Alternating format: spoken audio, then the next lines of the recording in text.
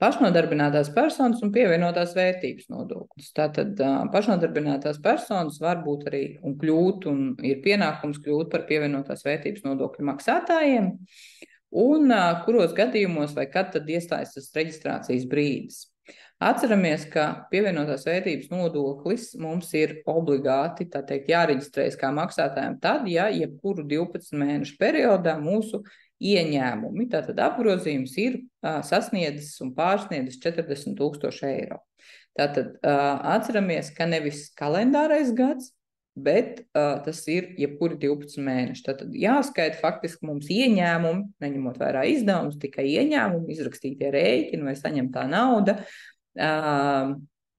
jebkuros 12 mēnešos. Tātad no marta līdz martam, no aprīļa līdz aprīlim un tā tālāk. Ja? Tātad skaitam, tā teikt, šos 12 mēnešus. Tas parasti ir bieži klupšanas akmens, jo mēs, teiksim, varbūt skatāmies D3 pielikumu gada deklarācijā pildam par 12 kalendāriem mēnešiem, tātad no janvāra līdz decembrim mums tā kā nav tie 40 000, bet, piemēram, ja paņemt no tā gada marta līdz nākošā gada martam, tad iespējams jau šis pārsniegums veidojās. Ja? Tā kā tas ir svarīgi sekot līdzi, tas ir pirmais kritērijs, kad mums ir PVN reģistrācijas pienākums.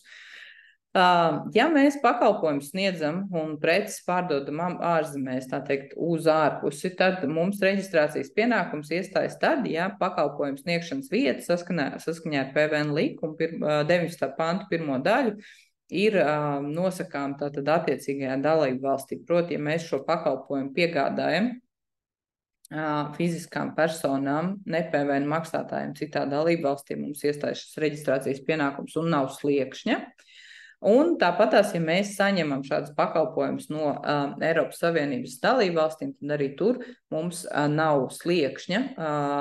Reģistrācijas pienākums mums attiecīgi iestājās, ja pakalpojumu sniegšanas vietā nosakām atbilstoši PVN likuma 19. pantu 1. daļai.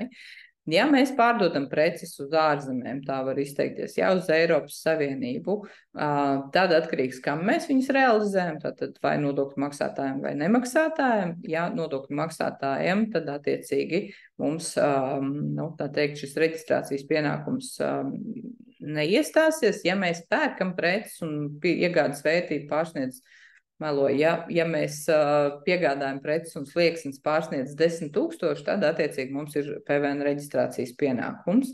Ārvalstu darījumi, tātad uz trešajām valstīm eksporta procedūras, tur reģistrācijas pienākums neiestāsies. Pievienotās vērtības nodokļa reģistrācijas pienākums ar to nebūs saistāms. Tātad atceramies, ka pakalpojumu sniegšana lasām PVN likuma 19. pantu. Tajos gadījumos nav sliekšņi, tātad nav summa svarīga, bet ja šāda piegāda un saņemšana notiek un pakalpojumu sniegšanas vieta saskaņā ar 19. pantu nosakās PVN likumu, tad šis reģistrācijas pienākums, protams, iestājas neatkarīgi no tā, cik mums liels ir apgrozījums.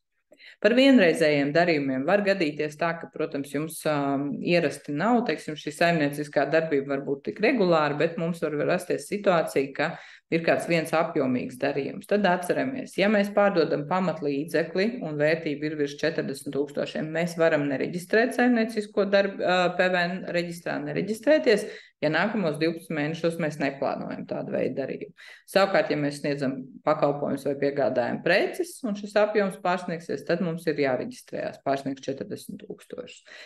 Tāpat tās vienreizējs darījums, ja mums gadās, tā teikt, kaut ko realizēt, kas pārsniedz 40 000, bet saprotam, ka nākošos 12 mēnešus mēs neveiksim, vispār ieņēmumus negūsim attiecīgi, tad, protams, mēs šo reģistrāciju varam neveikt un no pārsnieguma summas samaksāt PVN. Tā teikt, samaksāt no tā 50 000 eiro darījums, nākošos 12 mēnešus nekas nenotiks, tad 50 mīnus 40 000, no 10 000 nomaksājam 21% un varam reģistrā nereģistrēties.